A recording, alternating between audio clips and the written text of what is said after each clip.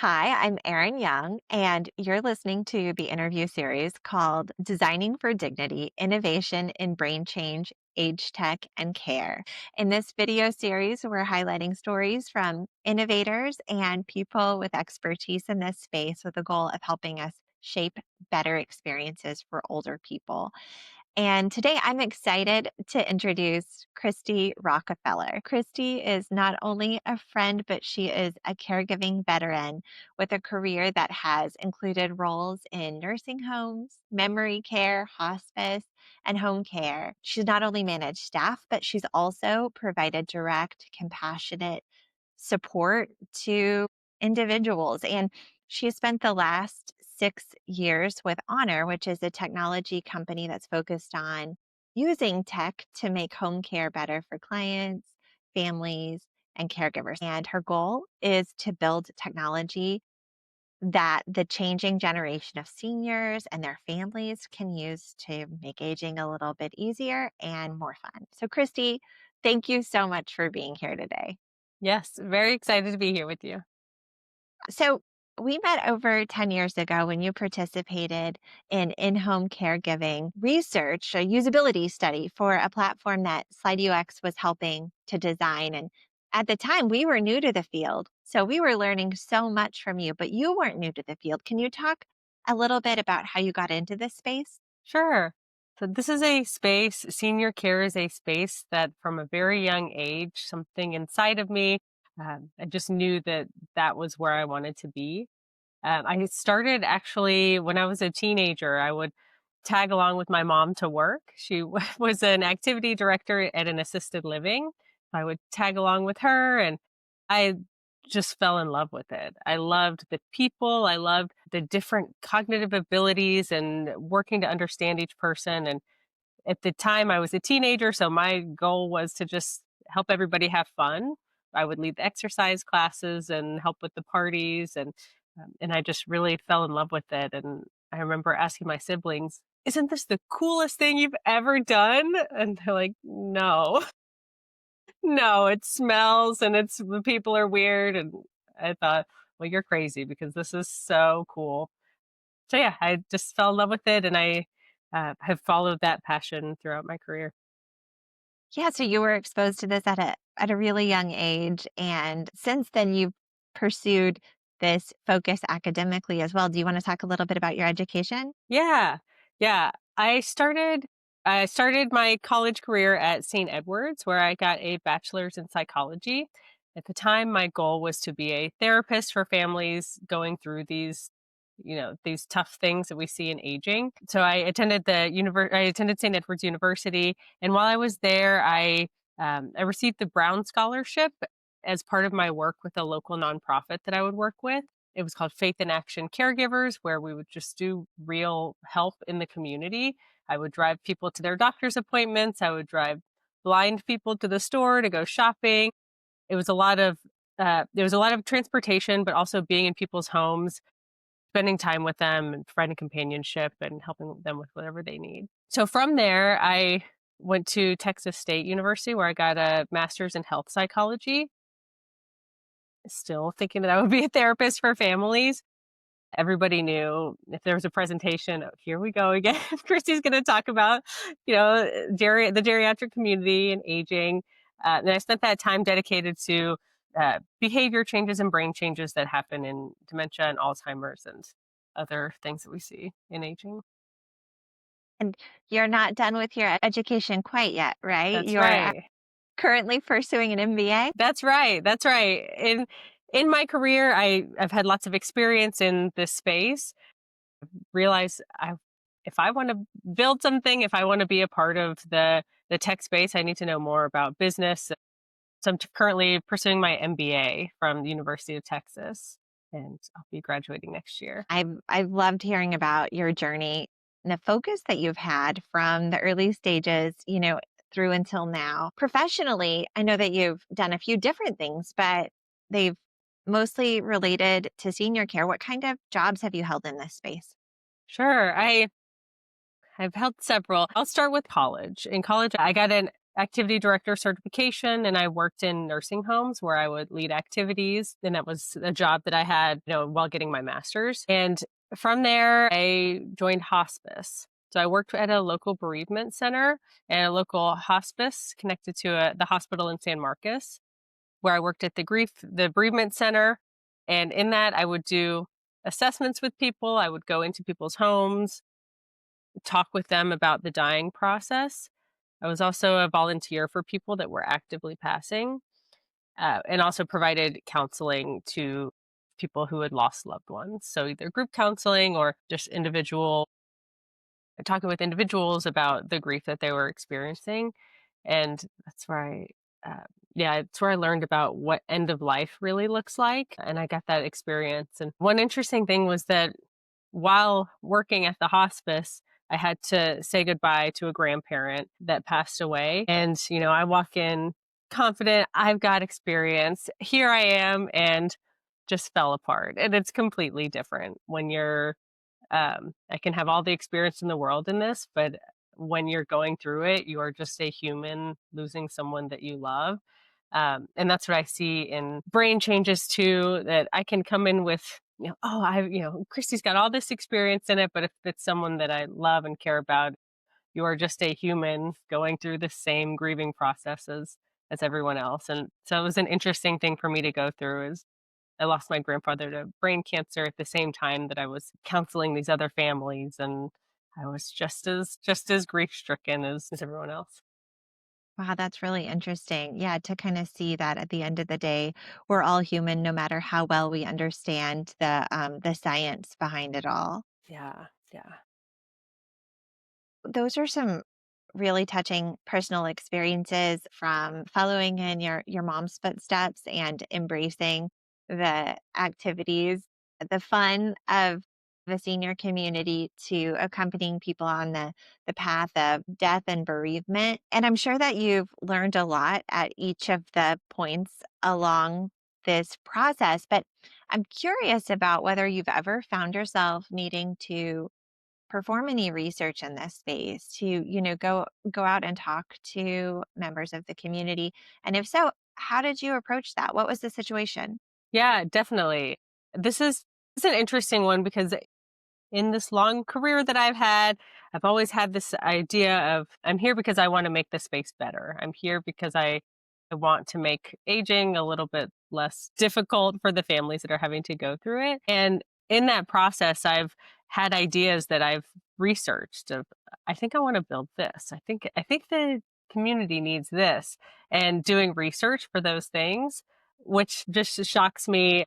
I learn something new every time I try to talk to people. One thing that I find interesting is a lot of people have opinions about this space because it's a real life thing that lots of people go through. And so when I ask people that know me well, they will tell me, that's a great idea. That I would love that. That's awesome. But it's when I talk to real people that have no idea who I am, they don't care about hurting my feelings, that I really learn what this space needs, which makes me question more, what does this space actually need? So one way is that I use Craigslist, which is a choice that I made because I wanted to talk to normal people from all different backgrounds. I knew that if I went with some other avenues, I would get people from anyway, I wanted a better cross section of the people that I wanted to help. So I went to Craigslist. I offered a tiny bit of money to just talk with me and interview with me. And what I found was really interesting. It allowed me to talk to people with different income levels, people with different cultures, people with different literacy levels and education levels. And I learned that they each bring that background with them. Cultures are different. With aging, we have cultures where it's common to have an elderly person live in the home with you. And then you have cultures where it's common for an elderly person to live somewhere else. So yeah, I learned a lot about what people are looking for and what they want. I was talking to them for an idea of tracking dementia. I believe that it's such a confusing thing for people to go through. So I always have this idea that why can't there be a better way to know what's coming and to know how to deal with what your loved one's going through right now? So I asked them lots of questions. I got some differing answers that they'd want data to show to doctors, they'd want to communicate with their siblings, they'd want um, all differing answers except for one question. And the one question was, um, I want to know how to stop this. I want to know what will make my loved one better. And Mhm. 100% of the respondents said that's what I want. And there was no other question that had 100% yes, which was a big learning moment for me, because we know in this disease process, not a lot that you can do to make it better. Right now, there's nothing that truly will stop the process. And that's exactly what everyone wanted. Mhm. Yeah, that's very poignant and very relatable. I also think it's really interesting that you found the differences in how cultures and communities approach death and dying because it is such a sacred and spiritual experience for all of us and the reactions to it are so evocative Yeah, emotionally.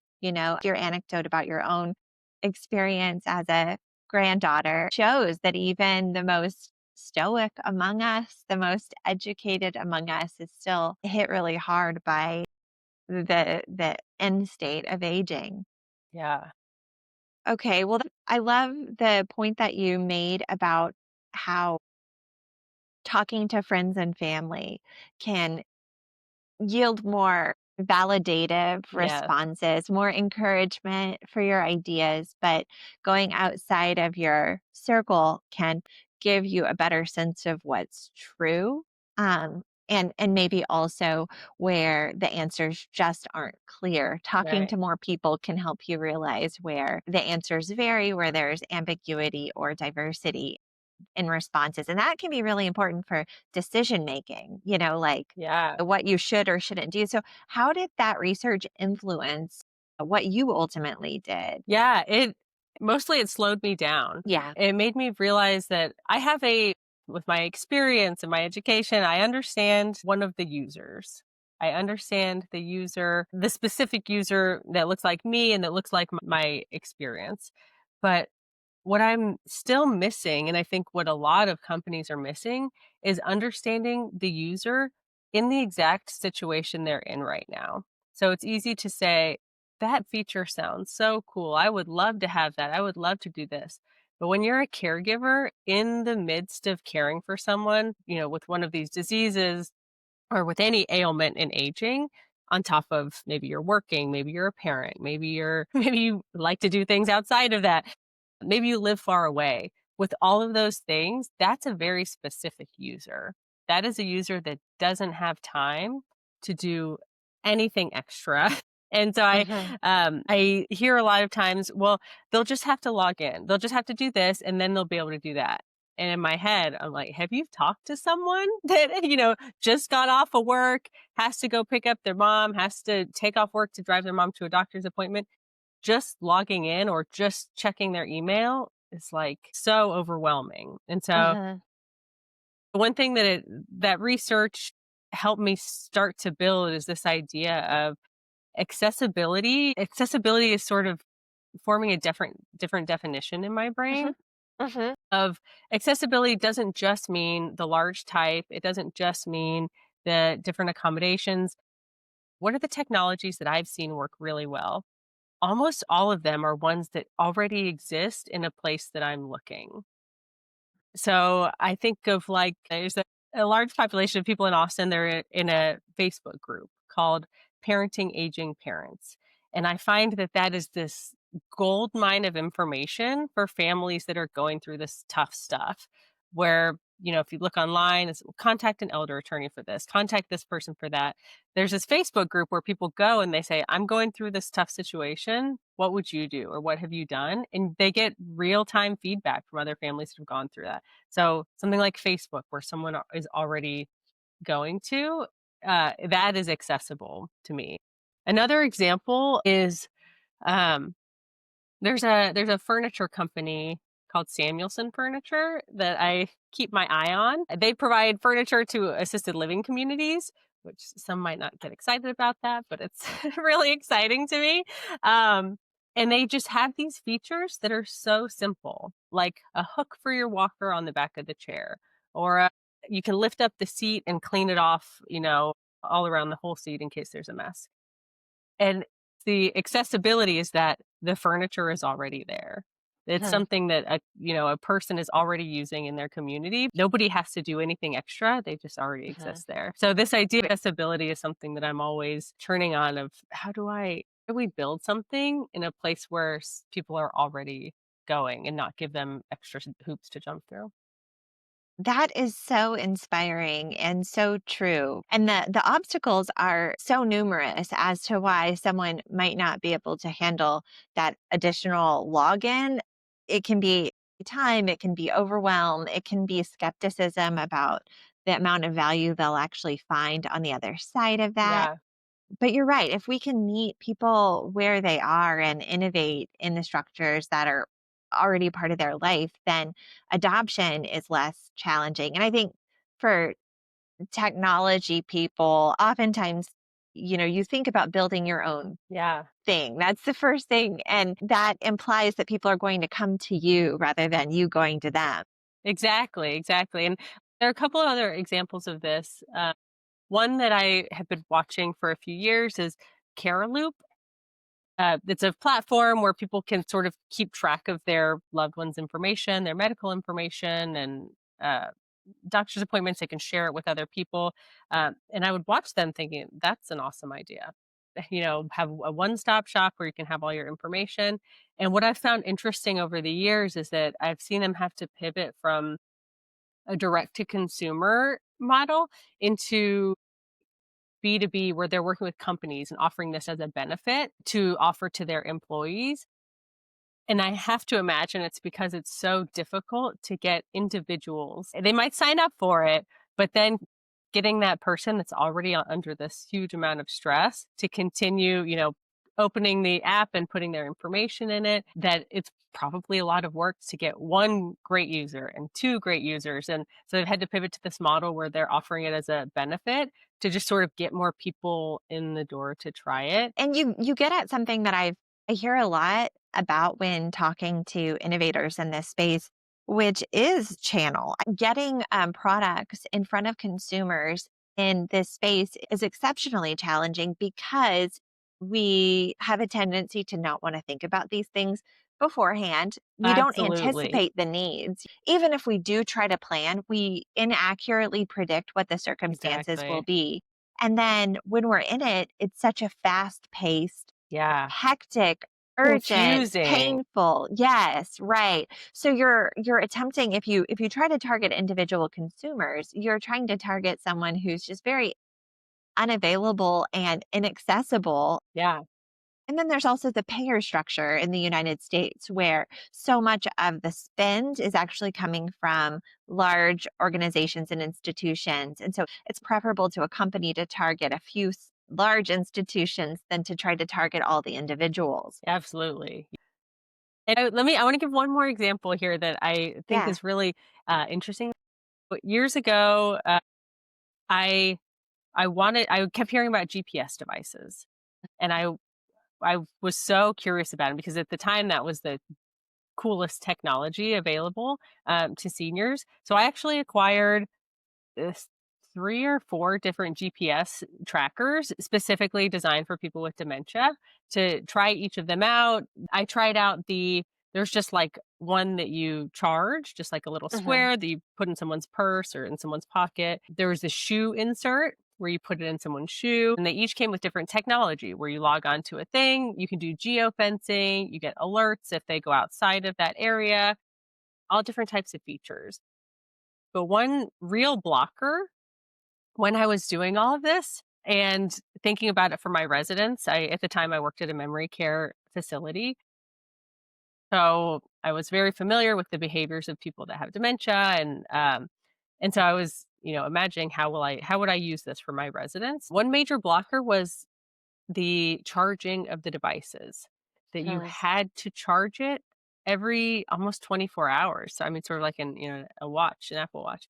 You had to charge it every 24 hours, And so you had to remember to take the shoe insert out, to go charge it, and then remember to put it back in. And if the person was against it or, if it made them uncomfortable, that's a whole other obstacle. And so, time passed. Now I like watch the Facebook groups. I talk to people in my work. I hear about how people are, handle these challenges. And the most common device right now is the AirTag for this Mhm. specific problem, which is so interesting to me because in the past I thought, wow, which device is going to make it? Which is going to be the front runner? Yeah. And it turns out to be the one that people are already comfortable with, even though when you open up an AirTag, it'll give you all these warnings. This is not to be used for that. Do not use this device for that purpose. But I'm finding that people are they'll tell me, oh, I just pretended I didn't read it and moved on because it's the most accessible device that they don't have to keep charging. So, just an example of, people keep trying these different technologies in this space. And I find that it keeps coming back to what are they already comfortable. Right, the path of Yeah. least resistance. Yeah. Yeah, that's super relatable. My dad is someone who wears a tracker on his shoe, and What to kind? prevent him The I insole? think it's a Geobit. It's on his laces, and Cool. so my mom really had to fix it on there so he wouldn't throw it away. He doesn't like having a tag on his shoe, Yeah. at least he didn't when he was more aware of it, and so she had to really fix it on there, and that meant wearing one pair of shoes every day. It was a bit of a challenge, so Does we're she have to used to him charge it? wearing She does, yeah, How and often?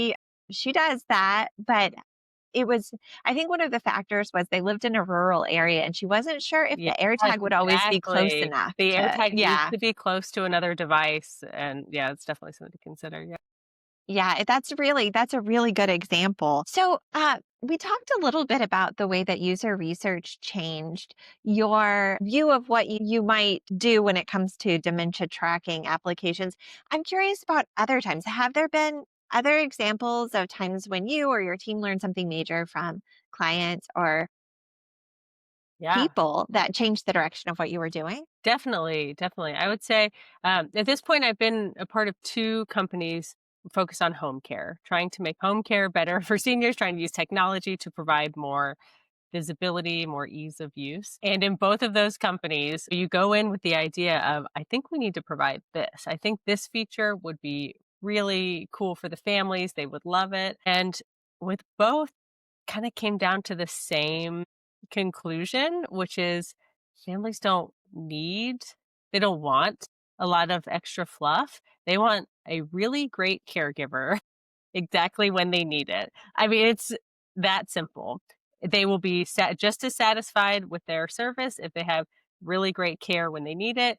They have no tech features or lots of tech features. Mhm. An example of this is pictures. With both of the companies when I started it, well, I guess specifically when we were working with caregivers.com, we thought I bet they would love an activity feed, like a social media feed of everything that's gone on that day. But through understanding our user more, we realized that they don't need that. I've spoken with other founders about this topic where they say, well, I have kids. And when my kid goes to daycare, I love to look at the feed of, the art that they made today, what they ate for lunch, and I like to see the pictures. But this is different. This is a family where it's uh sometimes it's hard to see mom or dad in the state that they're in right now. And seeing a picture of a kid making a macaroni art is exciting and funny and sweet, heartwarming. But seeing a picture of mom or dad maybe sitting on the couch because that's where they're comfortable watching TV kind of leads to a, not a positive feeling. So pictures is one place that I see this, but I see that for a lot of the features that it really comes down to they want these basic things that are great caregiver and to reach someone, to be able to talk to Mhm. someone on the phone. At Honor right now, we are knee deep in figuring out where does AI belong in Mhm. this. We're in home care. Where does AI belong? And so it's a very real thing that we're learning right now that AI is really great for like our back end. It's really great for a call summary and it's really great for maybe matching people who seem like they might be a good fit. But the customer isn't ready for for AI to be part of their process yet. They need to be able to pick up the phone and talk with the person that knows who they are. Um, so I'm curious to see where AI will continue to go in companies like this. But my experience right now is that families want to be able to just reach the human that knows what mom is going through to be able to talk out whatever issue they have. Right. One thing that my mom is actually going through the process of trying to figure out the benefits that my family is eligible for and the options that exist in their community. And so she's reporting each day all the phone calls she's had with different people Yeah. that are helping to answer these questions for her. And one of the things that I notice about her experience is that it's not necessarily motivated by an intrinsic desire just to only talk to people. That may be a part of it, but I think a lot of that comes from a skepticism about the information Yeah. she can find in other ways actually being accurate or personalized for them. Like, is this an overview of the general insurance policy? Does this apply to me? So really just a skepticism, Yeah. and then also like a fear of wasting time on inaccurate information. Do you think that motivates a lot of why families do seek people? I think so. Yeah. Yeah. And I see that a lot that Mhm. all of it is confusing. Even if you've Yeah. been in this space, even if you know what you're doing, it's Mhm. still so confusing because it can change based on which Medicare policy you have, which state you live in, which, your income level. It can everything is subject to differences. So yeah, I Mhm. definitely think that a skepticism of where your information is coming from is a big part of this. If were a way to make that easier for families, I mean, people are seeking information like that, but they don't know where to go. I don't know where most people go for that. Right, right. And it seems like it is just so scattered. They're needing to pull different information together to make informed decisions. Yeah, exactly. So, you're currently getting your MBA and you're thinking a lot about business, and that's a part of this too. I think about how businesses need to consider value and ROI and pricing, and they have to be profitable if they want to survive, if they want to receive investment.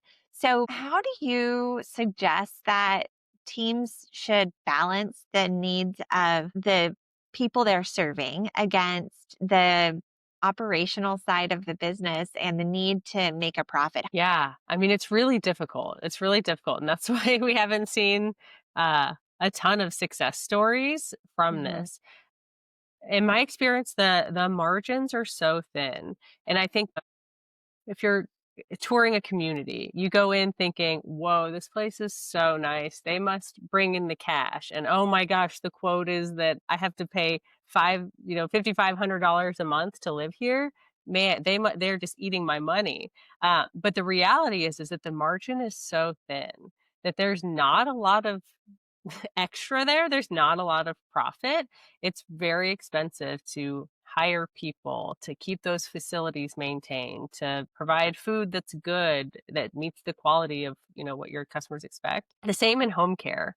There's this idea that they're just squeezing money out of us. They, they're just lining their pockets with money. And that's not the case. The case is that the margins are very thin. We see it often that the families will ask the caregivers, "How much money are you making?" And they'll give them a number. And then the family compares that, to the number that they're paying. They're saying, "Whoa, there's a really big difference there."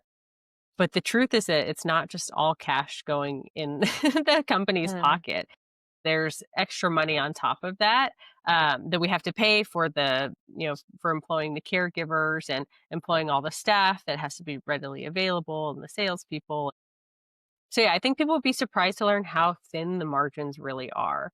And so it's mhm, really hard to uh, yeah, to make money, and especially in this business, it just attracts the carers, It mhm. attracts the people that care so much, like myself, and where when you've got someone in front of you that really needs help, you wanna do everything you can to help that person, and that's really common in this industry. So, it's common for companies to go out of business because they overextend themselves. One example that we tested at caregivers.com, I believe Honor also tested this in its early days, is when you're selling home care, people want, "Well, can they just come by for 1 hour at 8 a.m. to help get mom ready, and then they can come in at bedtime for an hour to get her, ready for bed. And so every company, I think, goes into it saying, that's what the people need. That's what they want. That's all they can afford. We have to find a way to make it happen. And I mean, in the 2 companies I've been with, we cannot find a way to make it happen. Mhm. So families will, a salesperson will go in and say, well, we have a 4-hour minimum. And then that's where you can hear again, oh, they're just squeezing money out of us. They're just Mhm. making the big bucks. But the 4-hour minimum is because it has to be. Because if you don't Mhm. have that, you very quickly spiral into, wow, 75% of my business is these 1-hour visits where I don't make any money off of it. And that can't sustain a business. Right. So there's a balance of I really care about people and I really want to help everyone I can, but then the other side of it is I have to stay in business. Yeah. Yeah. Yeah, that's a tightrope to walk. Yeah. And there's also the life or death aspect of the job. Caregiving is life or It death. is. There has to be someone there. So you've got to manage all the logistics of ensuring that that's true. Yeah, yeah, which is a lot more work than I think people people Mhm. realize. It's really high stakes, you're caring for Mhm. people's lives. So when I look at technology, um, I have a hard time finding the technologies that will be able to make that kind of money because this Mhm. home care and facilities is a necessity to people. People see that as I have to do this because I need the help. The technologies are like a nice to have. And so I'm really curious to see which companies will be the ones to come out with with high profits because it's really tough in this business because people don't have time. People don't have time Right. to sign up for services that aren't truly a necessity. Right. And there's also a stopgap element. These technologies are being brought in hopes of extending a Exactly. person's independence or, their ability to stay at home. But at some point, that will change. And when it does, They don't need the I think, product. yeah, you don't need the product. And families are cautious about like, over investing time and energy into figuring something out that might not Exactly. be long term. Exactly, yeah, that's one of the challenges that I see here is that, yeah, a lot of these solutions are for a very specific problem that's not gonna Hmm. be lasting forever, so rightly so, families shouldn't invest too much time, energy, money into that, but the companies have to really consider that your user might have a short lifetime with you unless you go into something a different idea that has a longer lifetime. Brain change can affect so much. And it's painful to watch. It can affect vision, dexterity, cognition, and so much more. Can you tell me about a time that you were observing this process and you found a way to make a change that Yeah. made the process of brain change more manageable? Yeah, I love this question. I spent a lot of my time in my 20s doing exactly this. So there are a couple of examples. One is um, I would hear families complain often about, I keep telling mom, don't do this thing, stop touching this, stop doing that, and she just won't do it. And the simplest advice is if you don't want them to be messing with it, it needs to disappear. Mhm. And if you want them to do something, it needs to be right in the path of where they already are, the accessibility Mhm. thing. Yeah. Some examples are like hydration, like drinking water. If you just give, mom a cup of water, you need to drink this water. They're not always going to. But if you make things appetizing and put it right in front of where they're already going, maybe where she sits every day, you just get a tray so that there's always a glass of whatever you want her to drink there. Let it be good. In our family, there is an argument about sparkling water or like, Mm. the 0-calorie sweetened water. Do we let her drink that? Do we not? And we came to the conclusion of yes, if that's going to get her to drink it, then let her have it. Um, and so that's one thing. The car keys, if the car keys don't need to be there, they need to disappear. If you're worried about Mhm. jewelry going missing, the jewelry needs to disappear. Just making things accessible so that it's not, well, I told you, or I wrote this note that you have to read the note. Just sort of making life easier.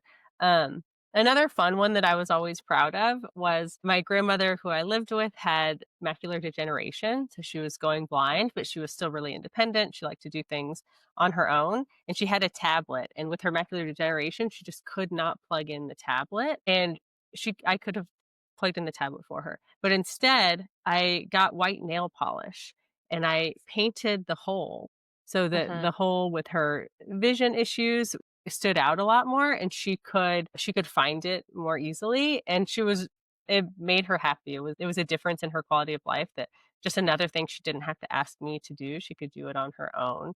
So Mhm. there are these very low tech ways to make things just a little easier for people to figure out. I love those examples. And the thing that I have found so fascinating about the space is that these are the most pure examples of usability, Yes. you know, like putting a white color around a charging port so people can see it. That's such a great example. My family has experienced a lot of those things as well, kind of creating a path to the bathroom at night so that my dad can Yeah, find his way, leaving the light on. Mom exactly. started to use a night cover so she can cover her eyes and the light Yeah. can be there for him. Simple things. Yeah. And sometimes most useful. It's just Yeah. yeah. Yeah, these low tech solutions. I always like those. Preserving that independence and dignity. So, those are some examples of things that have gone right. I'm curious about the flip side of that. What keeps you up at night when you think about this industry? What are we still getting wrong? Yeah, I love that question, because these things really do keep me up at night. The biggest one for me lately, is isolation and Mhm. loneliness.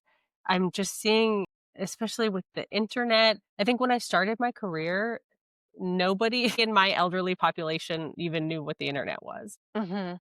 But now that's different. They have become used to the internet, which sort of keeps people in their homes. Mhm.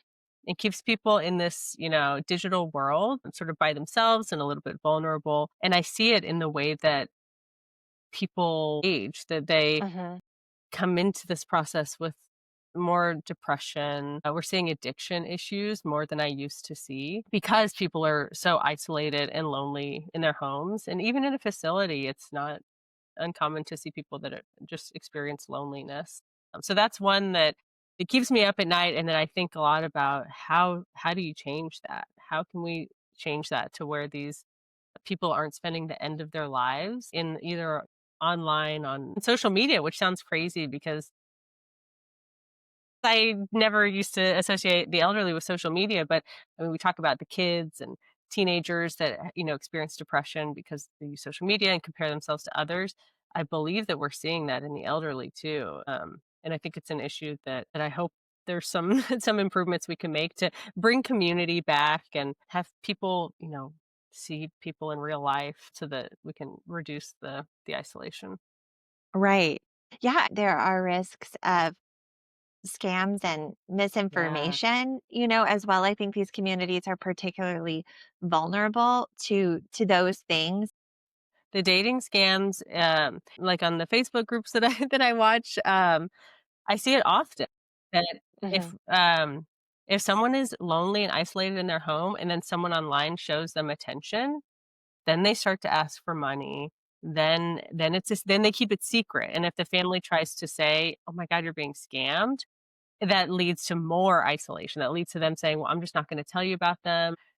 So it yeah, that is a real problem, and when we talk about AI, everyone's a little bit afraid of an AI companion because it can take advantage of seniors, but I actually think it's the opposite. I think that right now seniors are really vulnerable to being taken advantage of. It's as simple as, "Good morning, beautiful. How's your day going?" That can Mhm. get a person to share out, to give everything.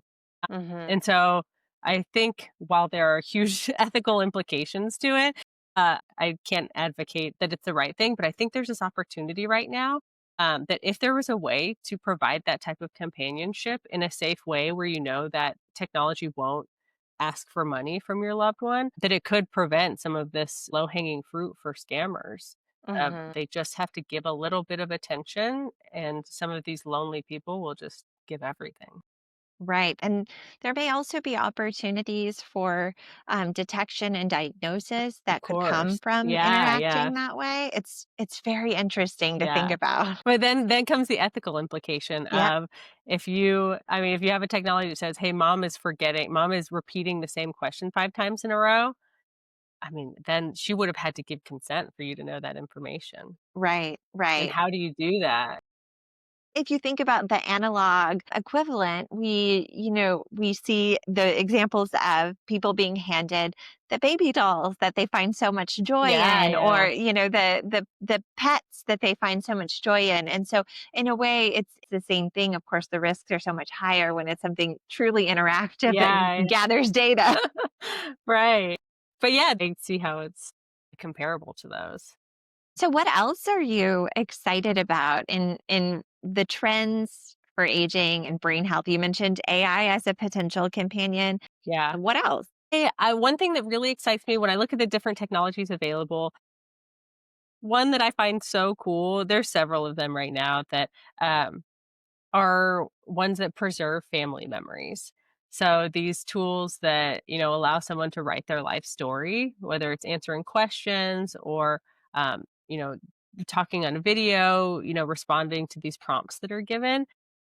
I think those are really cool uses of technology, and using technology in the right way. So those make me excited to be able to preserve some of those stories. I also see an element of pride for the person that's giving those stories. It's not just for the rest of the family. It's also what a cool way to like relive, the life that you've lived and to give those memories. So those make me excited.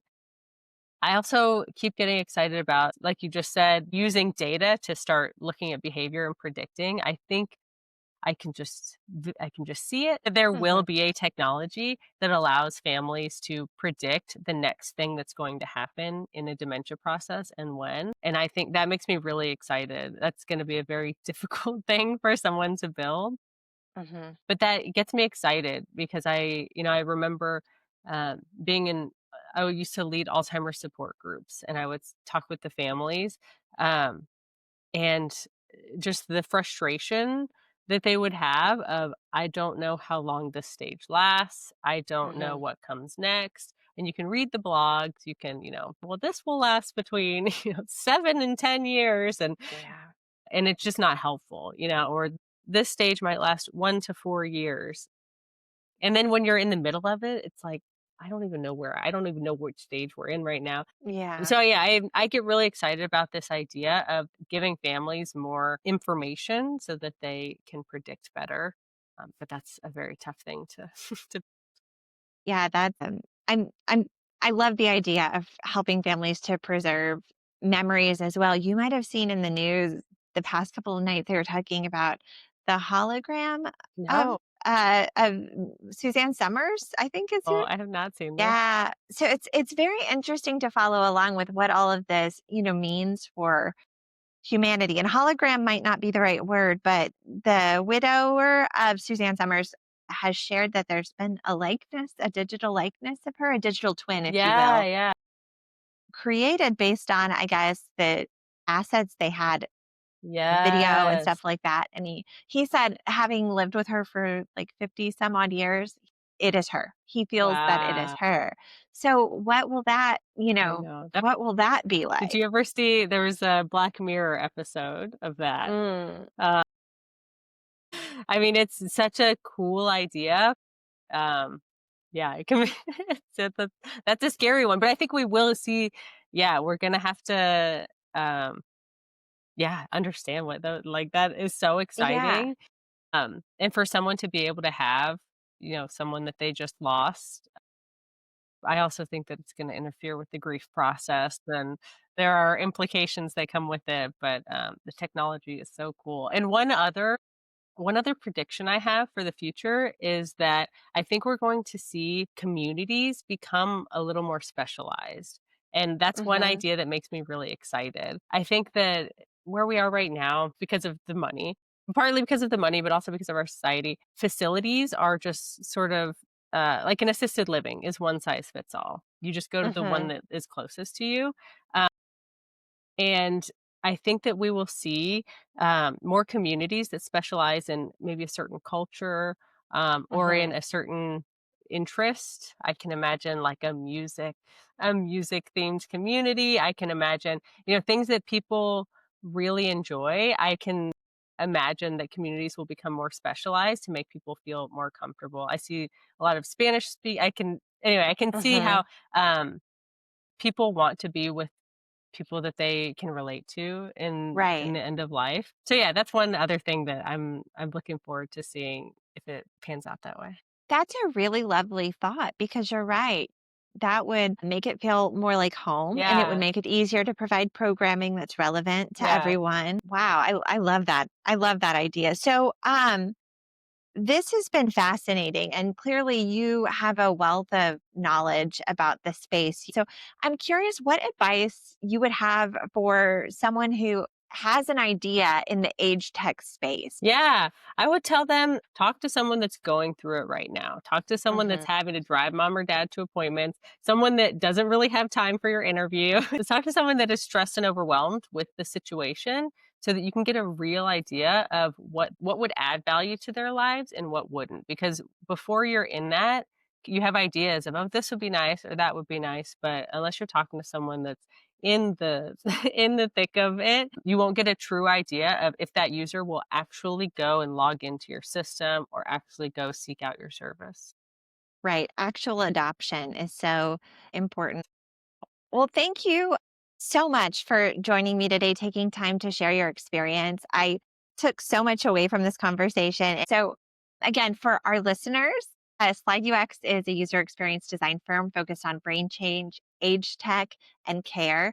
And we'll continue posting these podcasts here on YouTube or Spotify or wherever you found us, and we'll let y'all know about it in our newsletter. But Christy, I look forward to staying in touch with you about the innovation that lies ahead for you because I think that you've got just all the right ingredients to really make a difference in the lives of families experiencing the aging process. And I'm so grateful for your time and your friendship. Yes, I love this. This was really fun. Thank you, Erin.